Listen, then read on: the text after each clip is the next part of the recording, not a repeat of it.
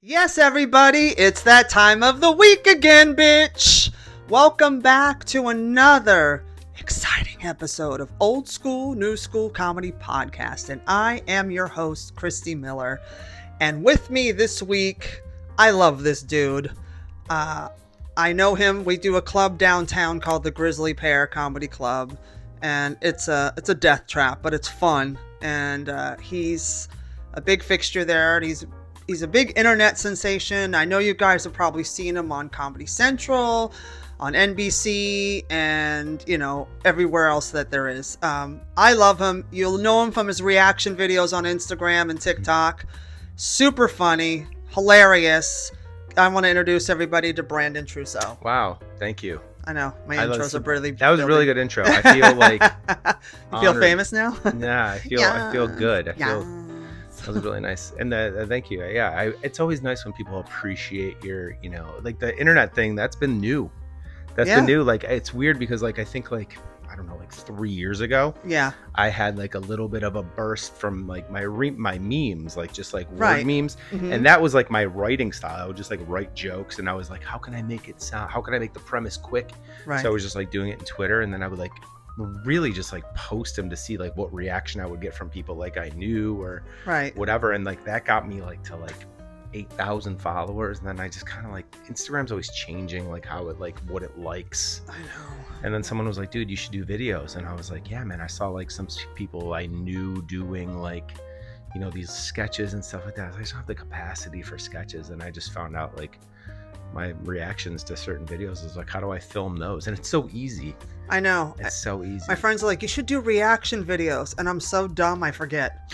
Yeah, it's simple. It's a simple thing. Like everybody likes it. I mean, I see people that do them too. Cause it's nothing like overly creative. No, you know what I mean? No, like you're just reacting to somebody else's bullshit. Right. But it really does take your personality into it, which is unique, and everybody's got their own unique personality. And if you're using your own, unique personality, it's like new every time. Yeah. And then we'll just ride this wave until Instagram changes it and we gotta fucking do something else, because that's how everything goes with comedy. It's ever fucking changing. Always. This algorithm, I can't keep up with it, so I just do things I like. That's important for me, because and it's some of these videos, like some of them do great, some of them don't, some of them like take a while to do something, some of them just kind of flop out and they'll do great right off the jump and then they'll slow down. And it's always the ones that I really love that like made me laugh hard, or I'm like, I love this is gonna be so good. And it just meddles. Yeah, it just flatlines. It's the one that I did like, oh my, I gotta get a video out today, and I do it like 3 seconds before I leave the house, and then like I leave and I check the phone later, I'm like, this is at fucking 10,000 views already. You know what I mean? Like it's always the one that like I half-assed. Yeah, it's always the one I'm like, this is the dumbest, why am I posting this? And then it goes, I'm like, why? Yeah. And then the ones I'm like, oh, this is a masterpiece. The people are gonna dig this shit. They're gonna be on it, and they just crickets. Never fails. Yeah. It's always the way it goes. So dumb. Yeah, but as it's what it's all about now. Yeah, the stage stuff is like, I mean, it's the stage stuff is like what we love and why we started doing this. But now it's more like content online, build your following, and then you get booked. It's so backwards. I know. When did you start stand up?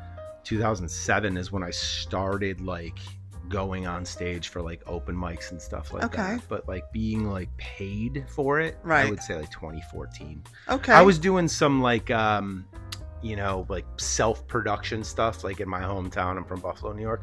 I was doing like self-production stuff, like going to bars, like talking to restaurant owners and hey, can we do shows here? Yeah, like doing that sort of stuff. Of course. Like that's what you're supposed to do when you start out. Yeah, and I was hustling, just trying to get on stage, because we didn't have a comedy club. Helium is in Buffalo, New York. We didn't have like a comedy club like with that name value till 2012. Right. They had a couple little ones here and there, but like no one at my level knew the business. But also there's like in Buffalo, like I've done shows in Albany, and in areas around that, and there's a Helium, but it's not a developing comedy club. They don't develop talent. It's Yeah. all, most of it's I-9. You Right. know, it's independent contractors, headliners coming in. So there's really no place for those guys up there to develop and Yeah. and be like, oh, hey, we're at the comedy club doing mics or doing Sure. shows. It's all like headliner shows coming in or whatever. And They run a it's- mic there like weekly, I think, but it's tough because like the Buffalo comedy scene is very like it's just like one group of people, and it's not that big of a group, you know. Yeah. So like the only thing you can do in Buffalo is, and this works too. Like I remember somebody giving me this advice, like you can travel out of here very easily. Yeah. You go to New York, you go to Ohio, you go to Pittsburgh, you can go all these different places, Syracuse, Albany. Right. You can go to all these different places from there. It's just like, if that's what you want to do, just be kind of like a road comic. Like, I mean, we know Right. being here, like you can be on stage 3 times a night, Yeah. every day of the week if you wanted to be. Yeah. If you hustled, you If you could hustled. totally. Yeah. Yeah, but I don't know. It's people have different drives in what they want out of it. And you get out of it what you put into it, you know. Exactly. No, that's 100%. Because like I started out in the mid 90s. Okay, yeah. So in 95, so we didn't have all this. I was 15. Fuck you. 15. And die. Oh, I hate you. 95, I was 25. All right. I just turned 44 Yeah, I'm 54. 20 days ago. Wow. See, I turned 54 on September 15th. I don't know how many days that is. Oh, I- that's soon. Like a That month- was it's soon like ago. a month ago. Yeah, not A little, 6 weeks ago. Well, happy whatever. belated to us. To us. To us. Yes. Cheers. Cheers. Yep. But yeah, so we didn't have all this. So for us to like put content out, it wasn't even about, that was not even a thought. I So know. back when I started, you just had to be good Right. to get people to go, hey, you're funny, come do my room. Yeah, yeah. Because they're trying to build their room and so on. And we did comedy, like, you know, I started out in the dark days of comedy, like when nobody was going to the, cause I was at the Comedy Store. Yeah. So it was dead. The Like 90s was a downtime. it was for a comedy. really down For people time. that don't know, the 90s was like the Yeah, fucking it was like a there. flatline time. So Yeah. we were, you know, when there's sometimes shows didn't happen. Yeah. And so like you'd have a spot, but the show wouldn't start until, if it was an 8 o'clock show, start at like 9:15, 9:30 when people would show up. Right. And Yeah. so we would hustle like leave tickets, Comedy Store tickets at the hotel concierges around, like give them to the patrons, free, we just need the drink minimum, Yep. to pay the overhead. That's it. So 2 drink minimum. Everybody So always then- know that, because yeah. I always be telling people that, like, it's 2 drinks. We gotta buy 2 drinks. you're Like, gonna yeah. buy 2 drinks anyway, you Yeah, drunken shut up. whore. Yeah, shut up. Drunken whore is exactly what I call everybody. Yeah. I'm like, welcome to the show, you drunken whore. I hope you Yeah. enjoy yourself. Welcome to the drunken whore, you drunken whore. But so we were creating places to go up, Yeah. coffee shops, Yep. strip joints, laundromats. But because of that work that people did like in the 90s and shit like that, that stuff is like still going today. oh, it's so It created that hustle. but it's the lifeline of Right. comedy. Like, Mhm. with these clubs and stuff, like, oh, you have to have all these followers now to get booked. And it's like, you don't even have to be funny anymore. I know. You just have to have It's- followers. And it's just like, they're like, oh, Christy, you don't have a big following. Well, you suck my twat. Like, I'll blow your whole fucking lineup off the stage. Whore. I always tell drunken everybody, whore. drunken whore night. I'll never knock anybody for their like success, because like, hey, Yeah. more power to you. You Yeah. got up there, you got all these 100%. followers, you're doing great. 100%. What I'm happy that I know is I know both. I'm glad that I understand both sides of it. Yeah, 100%. Because you see people, like, I meet a lot of these guys, girls that come in and they have this huge following from like their Instagram or their TikTok or their Right. YouTube. Yep. And I remember seeing this in like 2014, 2015 when that started to become a thing. Yeah. And people would come in and they would act like I'd be featuring or whoever was featuring, Uh-huh. and they'd say like, hey, can you do like 35, 40? And it's like, yeah, sure. Because they didn't have the time. Yeah, exactly. And it's like that helped me. Like at the time, I didn't really get it. I'm like, yeah, cool. This person likes me. They're giving me more time. No, you're But just now covering when their I ass. yeah, now when I see it, I'm like, this person doesn't Yeah. have that much time. Yeah. So it's like, I do know a couple people that have that huge following. You probably know one of them as well, who has a huge TikTok following or Mhm. internet following, Mhm. but they're doing it the right way. Like they're not I shouldn't say pandering to your audience, because you have an audience that follows you for a reason, but you want to be prepared when you start making money from your audience. Well, when you develop an audience, you also have to develop your act. Absolutely. And there's a few of them that have done it backwards but been successful. Sure. Like I've watched, there's a few that had nothing, had a Snapchat with the face stuff, blows up, millions of followers. Yeah. And now he's headlining theaters all over the country. Yeah. But he did the grind, and the fucking asshole worked his ass off. And that's Anthony Rodia. Yeah, yes. I know everybody's like, I remember when he was starting to headline, oh, fuck him, he's just some, Snapchat loser. And I'm like, he's actually working. Like you watch, because you could tell when a comic just goes up there and just tries. So and then what else can we talk about? Or they're just telling stories. They have no joke writing or they talk about their videos they posted that went viral and then jerk everybody off.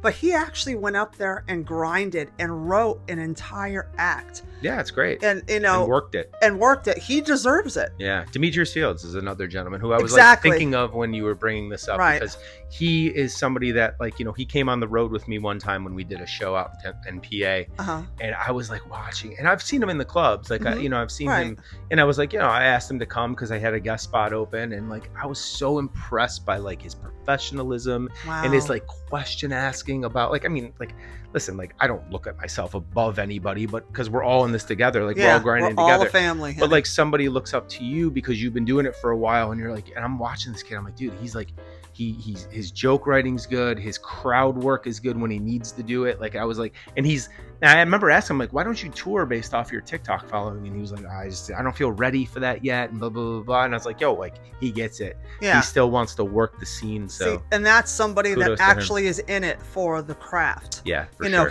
He was just lucky to come up in a time where he didn't have to depend on that to develop a following, where he could develop the following and then slowly work on his craft at the same time. But a lot of them don't work on it, and it drives me nuts. I think the laziness came, it drives me nuts too. And I always remind myself, hey, listen, everybody's path's different, blah, blah, blah, blah, whatever. Yeah, right. I do remind myself that a lot because that keeps me sane. Yes.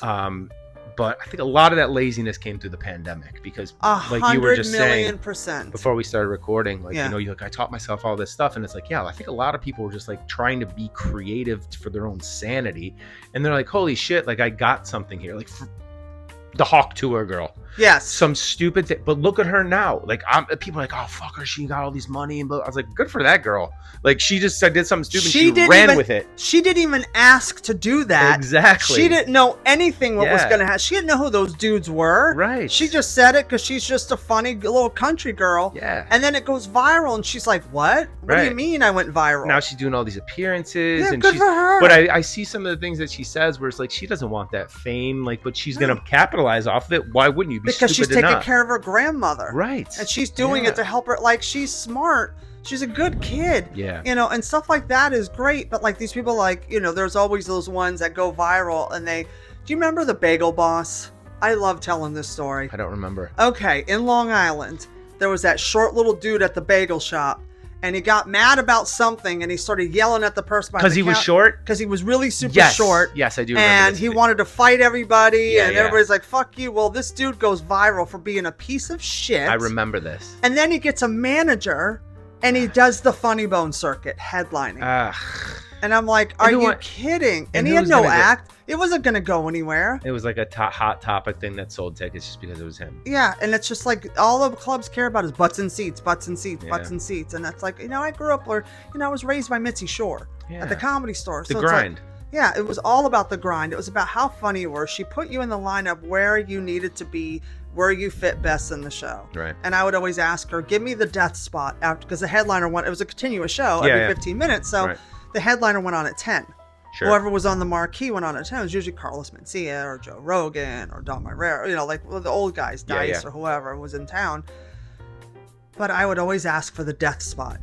Hardest spot. So when the headliner would end, they would never do a half hour or 50. They would do an hour always. Sure. So when they would finish, half the crowd would get up and leave, and that's when it's passed the baton. So it's they would bring you up. and the crowd is all in a disarray, but I would beg for those spots because I knew it was going to make me tougher. Absolutely. And better and stronger. So I would love those spots. So when I moved to New York and working with Mooney, I wasn't afraid of anything because I'd been through it. That's key. I mean, that's why, like, when I first came here, like, my version of that was, you know, like, obviously I sell tickets and I'd be outside and then I'd have to turn off all that sensory overload. I just told, like, whoever was running the show, just, like, put me wherever, I don't care, and just come get me, like, right before I got to go up. Because that taught me, like, turn off all this outside noise and know your shit and be ready. Like, and it's happened. Like, we've all dealt with so much stuff. The stuff you've put up with just downtown so over the years. Shit, as far as I'm talking about, like, crowd members, just like, like, and I don't really do them as much anymore, but like I was doing when I first came here Sunday, or no, I took Mondays off. Tuesday through Sunday. Right. I was doing the 8, 9, and I was doing the 8, 10, and midnight show. Jesus. 6 days a week. And that's like the midnight show, but that like earned me everything that I have now. I look back, I'm like, that earned me everything that I have now. Yeah, no, you crushed it. So like that helped. Like I always look back, I'm like, okay, well, you know, you bit that bullet, and you're still like, I'm not where I want to be, but I'm still grinding and stuff like that. But you know what? It made you tough. It made you resilient. Yes, it made you be able to handle any crazy situation you got into. Exactly. Because you never know what you're walking into, and you didn't have time to fear it. Like I tell people, like, don't be scared of anything, because the more that you think about, like, you know how fear is, like, you think this is going to happen, you're going to catastrophize the situation way worse than it ever will be. So like, just when you don't think about it, your natural ability to handle things takes over. Oh yeah, because when you get so in your head, like comics that like, you're like, I don't know what happened, that was the same. I go, yeah, you're too in your head. Because you know, you've been doing it a long time. You can see when someone is on stage in their head. Right. You can totally see the words twirling in their head, as opposed to cutting I always cut my head off visually before I go on stage and just let whatever happens happen. That still happens to me when I'm doing new stuff, and that'll happen to every comic when they're doing new stuff. I don't even care. Like I'm just like, I do new shit. I don't give a shit if it hits or misses. I can always tell when someone knows I'm doing new stuff. Like if I go rewatch the video, I can tell like how I set it up. Yes. I'm instead of just going into it, because you know it like the back of your hand, when you don't know how it's going to work, or you don't know like the bridge to it or whatever, or the transition to it, or even like your steps within it. Right. You can always tell, because there's just bullshit filler. Oh yeah. There's bullshit filler in there. And those are the videos I hate to rewatch, because I'm like, oh, this sucks. No, but it's good that you rewatch them, because you see so many things, and it's like people just want to watch all their good sets. It's like, no, you need to watch the bad shit, because that will tell you where the energy leaks are. Yep. That'll tell you where the problems are in the engine. You know, it's so good to watch, because you go, oh, because I noticed one thing I do, and it annoys me, and I try to work on it, is when I'm on stage, I touch my leg like this. I always touch the stool. Yeah, and I always touch my leg like crooked like this. And I'm like, what am I doing? What am I, palsy? Like, what's wrong with me? Palsy is such a good word. I love palsy. That's a good one. I like that. That's a good bring that one back. I love it. Every time I think of a good word I'm like, we got to put that on a t-shirt. You just walk around with a t-shirt. I don't even know how to spell it, but we got to get it on there. I want you to change your stage name to Paul Z. That's good. That's a good one. I love it. So your writing style, like everybody has their way of writing, and I have my fucked up way of writing, which is very unconventional. But do you have a thing you like to do when you write? Is there a thing? So yeah, I kind of touched on it earlier a little bit. Like, I'm not a pen to paper guy. I tried that so many times, like getting a notebook, writing it down, like sitting in my little fucking desk with a little lamp on, like, it's not me. I've done that before. I used to do like index cards, or I used to do like post-it notes with like, make it like a I wish I was like that. I used to do it that way, but to be honest with you, what really ended up working for me is like my tweets. I was like, someone told me like when I moved here, like you got to be punchy in New York. Like you've been getting feature time in Buffalo, New York, doing 20 minutes, 30 minutes. Like you're allowed to, you could stretch your legs. Like when you get to New York, you're going to be doing 3 to 5 minute sets. You know what I mean? If you're lucky, 7 minutes. So they were like, you got to be punchy. And I was like, I just remember like stressing about it. And then someone being like, someone was like Andrew Schultz, Andrew Schultz. Oh yeah. He said to me, he's like, yo, if you can get it across in a tweet, if you get the premise across in a tweet, he's like, you run with it. So I was like, oh, so that's when I started thinking about like, during the pandemic, I did this more. I was posting a lot of my premises in tweet form. That kind of just like stirred up my like creative juices more. Because I was like, okay, I have to post something today, and it just forced me to write. Of course, yeah, and it also made all that energy focused down into one finite little point. Yes, instead of like wandering and circling the runway. So I started taking like these like little then I would start being like, oh, okay, like that tweet connects with this tweet, and this one connects with that one, and I'm like, okay, that's 2 jokes, and I'm like, okay, I can transition from that one to this one now, and like that's 3 minutes. So I started doing that. Now because I don't really. You kind of move past like I don't want to put my shit out there so much. Like the reaction videos are great because that's just that content is like I don't care that that's free, right? You know what I mean? Like but I started to get to a point. It's like I don't want to be putting my shit out there too much because one time I was doing a set and I did one of my tweets of many went viral, and someone in the audience I saw them turned. They're like, that's a tweet or that's a meme, and the kid came up to me. He's like, dude, your set was good. I appreciate it. He's like, I just want to let you know, man, your one joke's a meme though. And I was like, which one? And I was like, yeah, that's mine. And he's like, oh wait, I follow you. And like from that, and I was like, okay, that was kind of funny or whatever. But I was like, from that moment on, I was like, man, I don't want to be putting my shit out there too much. Yeah, because if it goes viral, then there's like, I'm not saying it loses shock value because there's so many people. Well, it's not even that it loses shock value; it loses its identity. Yes, its identity. That's a better way to put it. Then it becomes watered down and recycled, and it's like, oh, he's just copying internet jokes. You're like, no, that was actually mine. Yeah. And you can't really prove it anymore, which sucks. Yeah, I mean, I had timestamps on shit and like that, and like, I had like a couple incidents. Yeah, you don't want to, put throwaways on there. Yeah. Don't put your actual shit on I'll there. go back and I'll repost ones from years ago, like in my story, just to kind of keep it going, keep the algorithm with it, But like, as far as my writing style now, I still use that like thought process, but now I'll just put it in my notes. I was gonna say just write it in your notebook and just leave it because phone. Like I used to have books and I would try to write stuff because my brain works too fast when it comes to like I can't keep up with my pen. Then I start looking like I'm writing prescriptions to people, and like I could take this. I'm like I can't even read my writing, so I go to the pharmacy and they translate it for me. Thank you. The writing style is. I just write down the premise. Yeah, same. And then I will write like for my set list. I'll write my set list in an outline form. Yep. Like bullet points, A, B, C, and then 1, 2, 3. Because then for me, it's just basically knowing the beginning, middle, and end. But I write on stage. I don't write at home and then go on stage. Yeah. Ideas will be in my head. And they'll be circling around, and I'll go up there like a vulture on a shit wagon, and I'll go up there, and then I'll just start throwing them out and see what comes out, because my rants and craziness. Sure, I do that. So I just let it out, and then I record everything, whether I video or audio. I have so many audio clips, and then I'll label it bit, something bit, or whatever, so I know where to find it when that's the biggest bitch. And then I have like a little notebook about this big in my purse.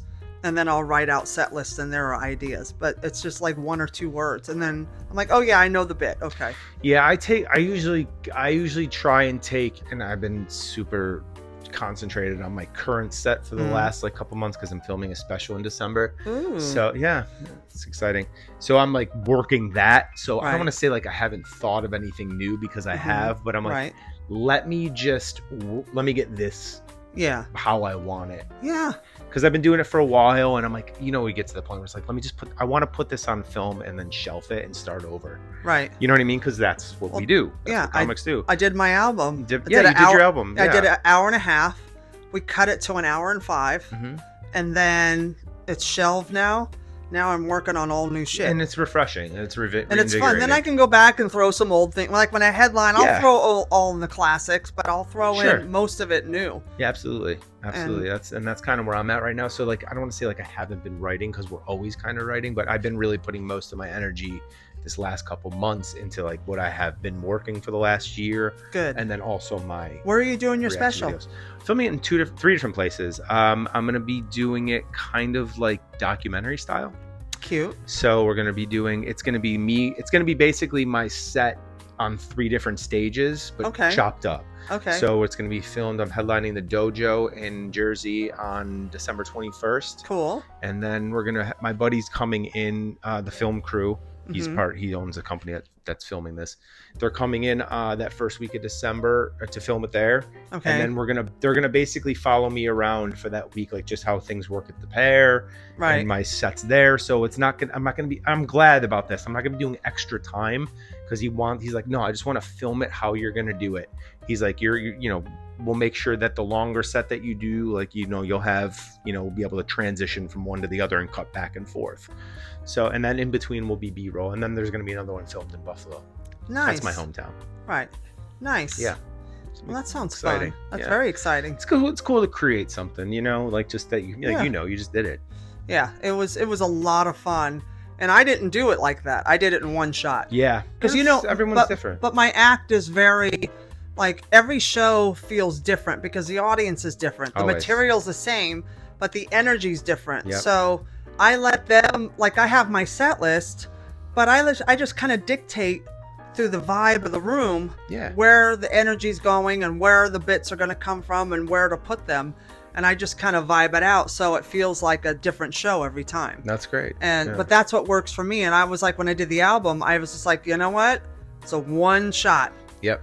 And I'm going to put it all on the stage. That's great. And if it bombs, so be it. And if it kills, awesome, because I can't chop it up because it'll look like 2 or 3 different shows. Yeah. And it's like, when I'm on stage, I give it everything. Like when I'm done, I'm fried. Like I'm physically exhausted. Yeah. So that was my worry, and I don't know much about like audio and like that's why I hired the film crew. Right. But the production team, like he was telling me, he's like, no, we're gonna mic you up the same way each show. Yeah. So you don't have to worry about that. Like he's like, well, and then we're just gonna go through footage and see what connects best. You'd be surprised the magic they can do at editing. I know. Editors are magicians. Yeah. Because that's, in lockdown, that's what I sat down. I was telling you before, I was like, I learned how to do editing, like, different editing stuff. I learned how to stream on different software, and I learned how to shoot and learn to light. I learned everything by myself. I just sat and taught myself. I can't do it because I taught myself on TikTok and but Instagram. It's a pain in the ass, but it's like, you know what?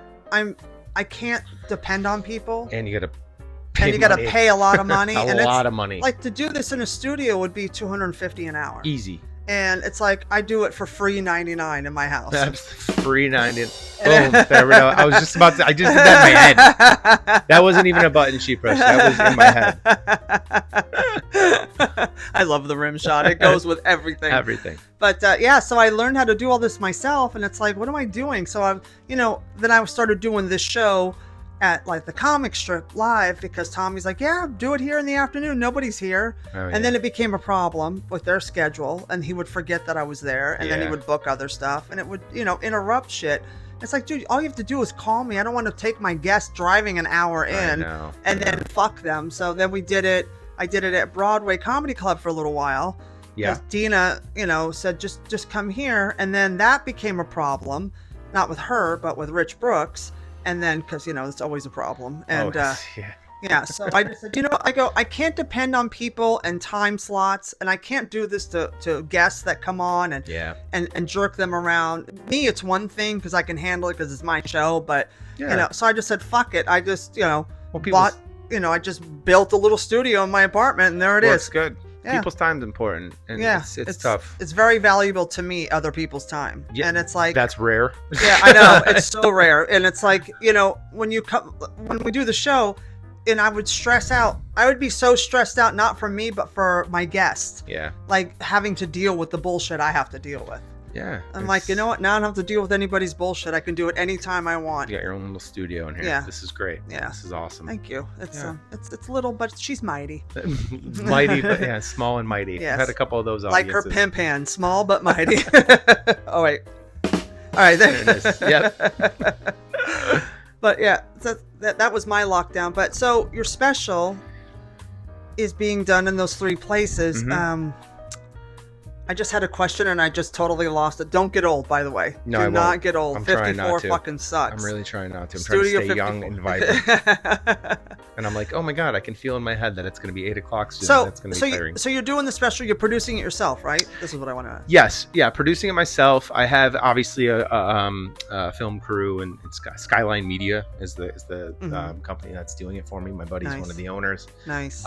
Yeah, and it's something where we talked about this earlier, like, you know, me in early times, like going out and producing shows, and like a lot of what I do with the pair now is like production work, and we did more of it years ago than we're doing now. It's kind of like just a well-oiled machine at this point, but you know, that stuff is, I guess, I don't love it. Some people love it and they're producers, and some people just do it because they just are naturally good at it because of experience. So it's like it comes natural to me. And but for something, I look at it this way, like for something that I'm creating for me, yes, I will be more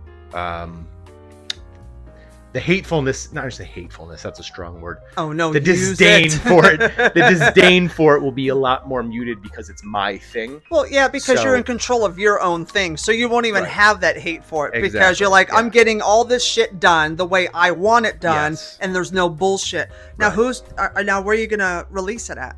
That's a question that we're exploring still. You know, talked about YouTube off the jump. You know, I shop it to a couple different different places too. I just kind of want to see. There's no rush to it either, which is good. Like I don't feel pressured to. That was another thing I was like, Tom was like, well, what if one of the shows doesn't work or there's a heckler? My buddy's like, dude, we can just film. He's a friend of mine, so that helps a lot. That's like he's he's my best friend, and so he's like, hey man, like we can just film. Like if I have to come out to New York just myself and just get like an extra one because one didn't work, we can do that. And I'm thinking in my head, I'm like, yeah, there's really no rush. You know, once it's filmed and edited and done, like, you know, or, you know, filmed, like we can take the editing process and sound process can take like another 3 months if it had to get it done the right way. So obviously those things shrink and shrink and shrink when you start doing more. But I think for the first one, I kind of want it to be perfect. And I knew a couple people. My old roommate just did one. And I remember him taking his time on it too, like that, because his friend was the one that helped him produce it. So nice. Yeah. So it's the exciting. next one I do, it'll be video. This was just an album because I had a record deal. Oh, that's right. Okay. Yeah. It was a record deal with a record company. And so that's how. It's a lot, man. It's a lot of fucking work. It's a lot of work. But I had the best engineer on the planet, who's also a friend of mine that the record company hired as a surprise. Oh, cool. And he crushed it with the sound. Yeah. So I was very happy. But I wanted to have, because I signed a 4-album deal. But I didn't like how the record company, this is so bad, how the record company handled it with the other deals, and they fucked up the Sirius deal, and it's like, you know, it's great that it's on Spotify and you know, I'm a verified artist on, you know, like they control that, but it's like, you know, it should have been on Sirius, you know, and it's like, but it didn't. So that's, you know, shit happens. You move on, you do another one and walk it off. Right. But, you know, but I'm just happy I got it done. I always wanted to have, because I grew up, you know, I'm 100. So I grew up with comedy albums. You know, albums were way before comedy specials. They were way before. That was the comedy special. Yeah. And you listen to somebody's album and it was so fucking cool to listen to a comedy album. Oh my God. That's all I did when I was younger. Yeah. And then like 80, you know, Showtime, when it came out in the late 70s, you know, they had like, it would come on at night as movies only, and then they would do this is why I got started. I've told this story a million times, was they did the big laugh off specials, the HBO comedy hours. This is Showtime. This is before HBO came out in 80 or 81. Oh wow. So this is like 77 78, and they did like the San Francisco big laugh off where I'm from, They had the Chicago one, I think, and the New York one, and there was an LA one, I think. But on the one in San Francisco that I saw, it was Marsha Warfield, the Reverend George Wallace, Ollie Joe Prater, and Johnny Dark. Okay. Wow. And that was the competition show. And then Marsha Warfield and Ollie Joe Prater went to the next round, and they were the top. And then they competed, and she won. Wow. And he came in second. And I was just like, those are monster comics, all four of them. Yeah. Just monsters. And I was like, Different I want to now. do that. I was a child. Yeah. And then when HBO came out, then they had the HBO specials. Yep. Everybody. John Candy hosting them. Yep. Dangerfield did it for a while too, didn't he? Yep. Was he hosting it? Yeah, it was his show. It was his show, and that's where Dice got his break. Yes, that's right. Yeah, because I know you're friends with Andrew, so my Dice Clay stories. When I was a kid, I was in 1980s is when Dice like blew up. Yeah. Like that's when he was like huge. Yep. So like my parents, when I was that young, between the ages of 1 and 9 years old, we lived in Albany, New York. Okay. And he was touring huge at that time. And Yes. I remember his HBO, I think it was his first HBO special. Was it the one at the Garden? I think Dice so. Rules? Yeah, that was the big one. And then he did a Valentine's Day special for the ladies, and then he sang to Trini afterwards. No, this was the Garden one, but my parents taped it. Sure. VHS taped it. Hello. And I remember like they hid it like in the corner, but that was the first like comedy special I ever watched. Wow. And I remember like taking those jokes to school and telling my because the nursery rhymes, everybody knew the nursery rhymes. Knew those. So I would take those to school, and I remember the teachers being like, "Where did you hear that?" And I'm like, "My dad." Like, you know, Child Protective Services right under the bus. I didn't give a shit. Child Protective Services knocks on your door. But I remember like my parents had to like come into school and like no. And they're like, "What?" They're saying that you talk this way, and like I remember my dad being like, "No," and we get in. My mom's like, "The fucking stand-up tape that you hid, he found it." Blah, blah, blah, blah. So you can let Dice know that's how I got in trouble. I will definitely. When I was a kid. Well, funny because like my other close friend Mark Riccadonna, him and his brother when they were young, his parents were totally into Dice. Yeah, I mean everybody was back then. Mark and his brother got his CD, and they hid it under their mattress. Wow. And they went to school one day, and then mom was cleaning the room and changing the sheets, finds the CD. Ugh. And she's like, trouble. Where did they get this from? So to fuck with it, I love his mom. Like that's my other mom. She picks them up at school. So in the car, they get in the car, whatever, they start driving, she hits play and she's playing the CD and they're like shitting their pants. Like, I found this under your bed. Like, they thought they were in trouble. She goes, no, I love him. Like, he's our favorite. Your dad and mine's favorite. It was so funny. He was such an icon back then. And it's like, a lot of people that aren't in the comedy scene, like they don't know how good of a comic he is. Like, well, the thing that bothers me, and this is probably just my own hangups, is that these young comics that want to be comedians don't know the history. They don't know their history. Yeah. And I've dealt with people, young comics, they're like, who's Andrew Dice Clay? And I said, you should quit comedy. Yeah. Because that is it's not like it's, who's Ollie Joe Prater who's, think of it. Richard Pryor. Yeah, who's John Caponera? You know, like who? Yeah, I'd understand if you don't know who they are because they're big in their heyday.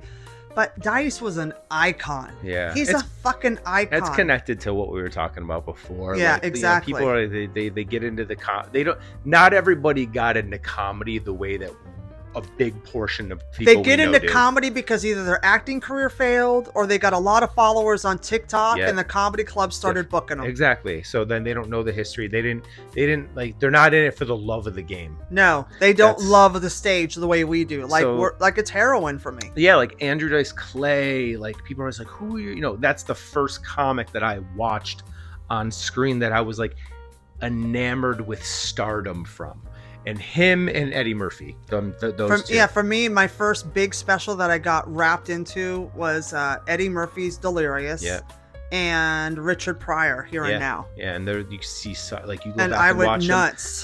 The influence Richard Pryor had on Eddie Murphy Unbelievable.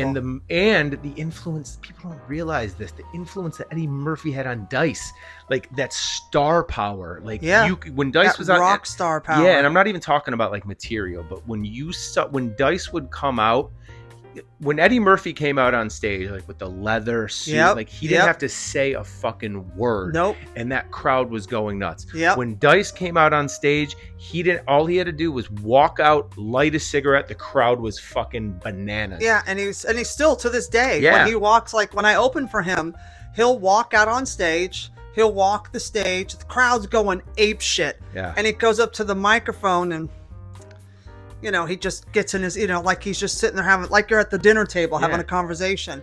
And it's just like this long pause because you could see him like setting up the whole fucking show. Yeah. Like he's in that process, he's taking control of that entire theater. Yeah. Just by sitting, and they're waiting for anything to come out of his mouth. Yeah. And any nuance, he does, like he closes with the nursery rhymes. Yep. So when he's done, and his new material, people are like, is he still funny? I go, dude, he's funnier hilarious now than he was back then, because then it was more cartoony. Yeah. Now he's like, he's a comic. Yeah, he's also 45 years in the game. Right. So I always tell people, I told him one night, we were coming home from Philly, and I said, you actually grew into your act. Right. He goes, I like the way that sounds. I go, no, you've been in the game 40 something years. So that's a 45-year-old man in comedy. Like that's your child. Like my comedy kid next month will be 29. Yeah. So it's like, think about what a 45-year-old man would sound like, what their things are, what bothers them, what they like, what their mindset is. They've raised their kids, they have kids, or they're, settled and they're work, So you have this, you're finally Andrew Dice Clay, as opposed to Dice or the Dice Man or whatever. You're not, you created this monster persona. Now you just grew into those clothes. Yeah. So he's so fucking, he's a monster. He always was. It's why. And then like, it's funny, like throughout my career, the people like I've met connected to him. Mm-hmm. You know what I mean? Like you always look at like back at my path. I'm like, I mean, there was a lull in my comedy career. Everybody has our comedy life, like but like even like so like the mid 2000s before early 2000s, mid 2000s, before I even started doing comedy, like comedy was dead. Comedy was dead. And like one of the people that like brought it back to like for myself, and I think also like a big portion of the generation of my age range, like Dane Cook, when Dane Cook came out, he was using things of nostalgia that we all remembered when we were younger. He was talking about those things. He had this style that was cool, hip, our age, relatable. If it wasn't for Dice, Dane wouldn't have been Dane. 100%. That's exactly what I was going to connect it to. Yeah. Then I started doing, my comedy. I remember I did this theater for the Bad Boys, a comedy tour, and one of the comics on the show, Luca Palenka, who's married to Tammy Pescatelli. Tammy's one of my best friends. Yeah, and then I met Michael Wheels Parisi, who would, he was talking to me about Dice, and I was like, oh my god, that was like one of my idols when I was younger. So when Wheels shook your hand, were you down $20? No, it was funny, but I remember like asking those guys, Mike Marino. Yeah, I'm asking these guys these questions because I'm like, those are all my boys I grew up with. Yeah, and I remember talking to Mike Marino, and he told me like, I was like, hey man, like, because I was hosting that show, and we were at the Kodak Theater in Rochester, New York, and there was 800 people in the audience, and I remember Mike Marino came up. He goes, "Hey man, because we did 2 shows. Right. He's like, make sure you time your punches a little bit differently because when there's this many people, this isn't a small club. The laughter rolls a little bit. Pace yourself." And I was like, and I remember like watching him on stage and like watching him just like do his act and everything like that. And crushing. Yeah. And then he came like, "Hey man, like we went to dinner afterwards and we were talking about Dice and talking about all this shit." And I asked Mike Marino, I was like, "Hey man, like, do you still get like nervous before you get up?" And he starts like laughing. Yeah. And I was like, "What?" He's not. And he's like, "Man, this is just a job for me now." And I was like, "Oh, that's like the last thing I wanted to hear." Yeah. You know what I mean? Like, oh yeah, you wanted to hear, "Oh yeah," and I take it and I run with it. Right. Yeah. And it eats me alive. But it's funny though, because like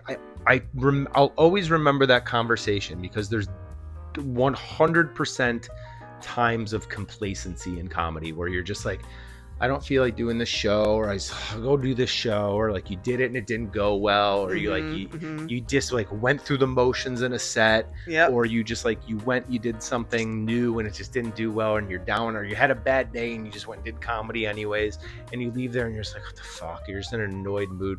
And I always try to remind myself of that conversation, because I'm like, I'm never gonna be like that. Yeah. But when I find myself going, like it's natural to feel that way sometimes, because people don't really. Everyone always says, "Oh my god, you do comedy." Listen, so cool. if you don't quit at least 4 times a day, you're not a real comic. Because seriously, and it's true. No, it's so true. And on that note, I loved having you on the show. You'll have to come back on. Oh my god, seriously, anytime. This was fun, and we have so much to talk about because we go back a long way. I always end the show with 2 questions. Okay. Yes, people, it's time for 2 questions. 2 questions. And question number 1. Okay. Is there a bit a comic has done that made you go, God damn, that was brilliant. I wish I had written that. And what was it? Oh, I have 1,000 of these, by the way. Yeah. Listen, I mentioned Dane Cook earlier. He was like one of like my. He was somebody that I watched that I was like, yo, this guy, like I related to him just because of his like cool attitude and whatever. But he told this joke one time. It still makes me laugh. Me and my buddies talk about it all the time. Love it. It cracks me up. And it's so simple. It's nothing like this like overly witty, like mind-blowing joke, but it's simple. But when he's talking about like having sex with a girl and the condom breaks, and he's like, you know the condom broke, right? But he's like, in your mind, you're convincing yourself that it didn't. And you're like, did this condom just snap into awesome mode?